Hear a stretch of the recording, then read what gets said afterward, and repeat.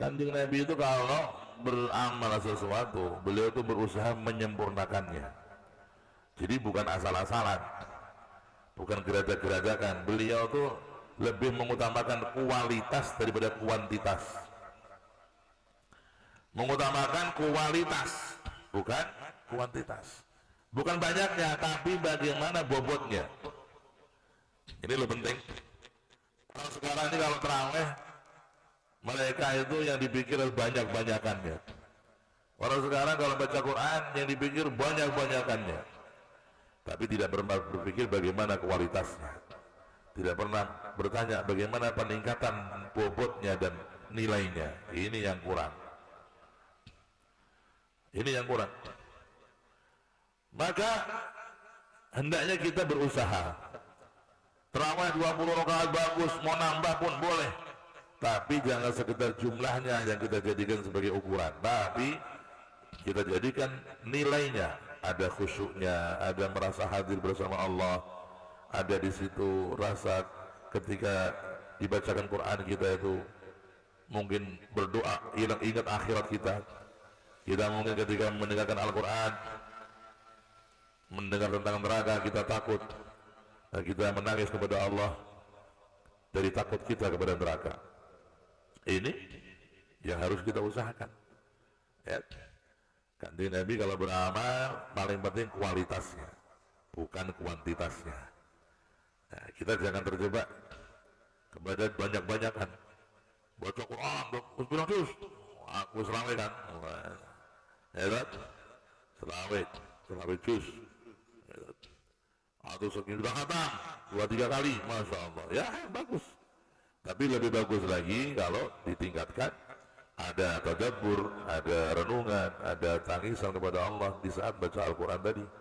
Ada adab kepada Allah, baik ketika baca Al-Quran atau ketika setelah selesai baca Al-Quran. Ada peningkatan akhlak dan moralitas kita. Begitulah Nabi dan orang-orang saleh, ya, beramal yang banyak dan kualitas yang baik. Kalau kita nggak bisa, maka kita ambil cara kedua, pilihan yang kedua. Ya, kita ambil amal yang secukupnya tapi kualitasnya baik. Engkau baca Al-Quran 1 juz 1 hari, tapi engkau bisa adab kepada Allah, bacamu bisa tartil, tidak sampai kamu kecepatan sehingga hurufnya hilang, sehingga seperti orang baca mantra, ya. A'udzubillahi minasyaitonir rajim. Ya'minun, ya'maun, yubsirun, sehingga menjatuhkan huruf dengan sengaja. Ini bukannya dapat pahala, malah dapat dosa. Karena para ulama berkata orang yang baca Quran sengaja hurufnya hilang, sengaja dia tahu tuh panjang pendeknya dihilangkan sampai hurufnya hilang, maka dia berdosa besar. Sengaja. Ya. Seperti orang baca Quran Bismillahirrahmanirrahim, itu kan hurufnya hilang satu, ya, ada huruf mat di situ. Bismillahirrahmanirrahim, nah, panjang dikit. Kalau Bismillahirrahmanirrahim, Alhamdulillahirabbil alamin, Ar-Rahmanirrahim, oh, hilang itu hurufnya satu. Kalau sengaja dosa. Salat tarawih 40 rakaat, tapi sujudnya enggak tumaninah, ya, rukuknya enggak tumaninah. Ini adalah satu kekurangan di dalam beramal, ketidakcerdasan dalam beramal. Karena itu para ulama menasihatkan kepada kita, janganlah terjebak kepada banyak-banyakan, tapi hendaknya kalian tuh berusaha untuk melihat kualitas amalnya, kualitas cara melaksanakannya, ya. Karena banyak tanpa ada ilmu, banyak tanpa ada kualitas yang bermutu, hanya sekedar capek dan tidak ada pahala atau mengurangi pahala. Karena itu Nabi SAW mengatakan dalam satu hadis, kam min shaimin laisa lahu min siyamihi illa al-ju' wal 'atash, wa kam min qa'imin laisa lahu min qiyamihi illa as-sahar, illa as-sahar. Berapa banyak orang yang dia itu puasa sayang puasanya hanya dapat lapar dan dahaga. Gimana? Kenapa? Karena dia puasa tapi dia masih bermaksiat. Berpuasa masih dia riba, masih dia bohong, masih dia mengikuti nafsu dan syahwatnya. Ini bukan puasa hakikatnya. Hakikat puasa itu adalah menahan nafsu. Kalau dia puasa hanya nggak makan, nggak minum, tapi dia mengumbar nafsunya, melihat yang haram, mendengar yang haram. Na'udzubillah min dzalik. Ini adalah sesuatu yang perlu kita ngati-ngati. Jangan sampai nanti kita bangkrut di belakang, kita nyesel. Gitu. Kenapa? Karena kantongnya bocor. Kantongnya bocor. Ibarat kita tuh bawa air banyak. Saya ngambil air banyak, pakai ember gede. Sampai ke rumah airnya habis. Dulu. Mana airnya? Itu tadi penuh. Dilihat embernya bocor. Habis. Hati-hati kita kalau puasa dapat pahala gede, emang bener. Cuma kalau ente punya embernya bocor nih, habis tuh pahala. Apa ember bocor? Puasa tapi kamu ghibah orang. Puasa tapi kamu bohong sama orang. Puasa tapi kamu mengumbar pandanganmu kepada yang haram. Puasa tapi kamu makan yang haram. Puasa nggak makan minum di bulan Ramadan tapi engkau melangkah kepada kemaksiatan, mendukung kemaksiatan dan membiarkan kezaliman, bahkan mendukung kezaliman. Itu bukan puasa itu puasa tapi bocor. Hatinya bocor, nggak bisa nyimpan pahala. Waliyadzubillah. Ini penting untuk kita renungkan dari sabda Nabi Sallallahu Alaihi Wasallam.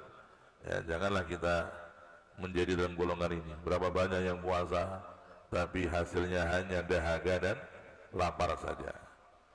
Dan berapa banyak orang yang dia sholat malam tapi hasilnya hanya melean saja, hasilnya hanya begadang saja.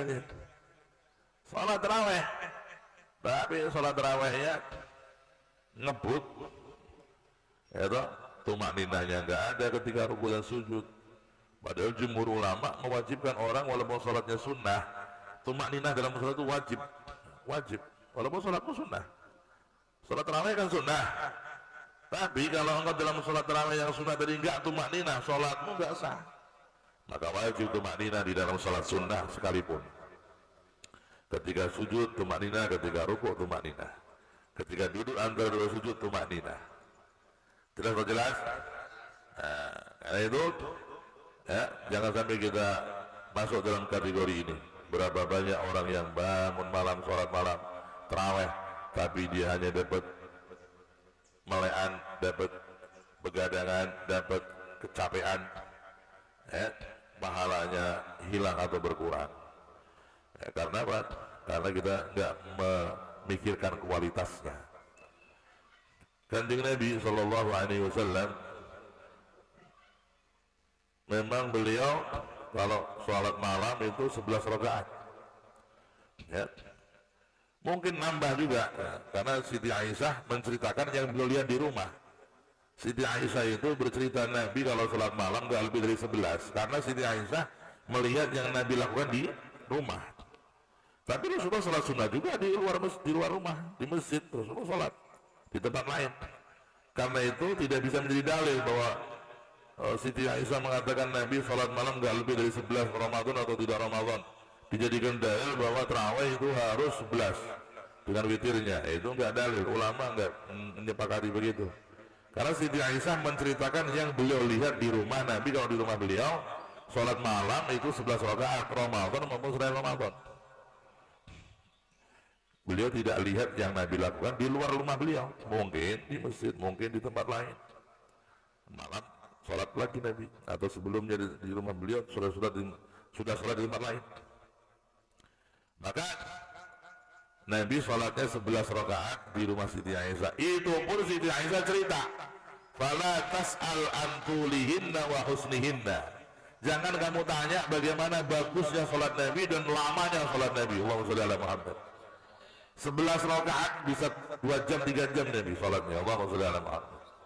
Sampai Siti Aisyah berkata, fala tas'al, jangan kamu tanya deh, jangan kamu tanyain saking lamanya, saking indahnya, jangan tanya.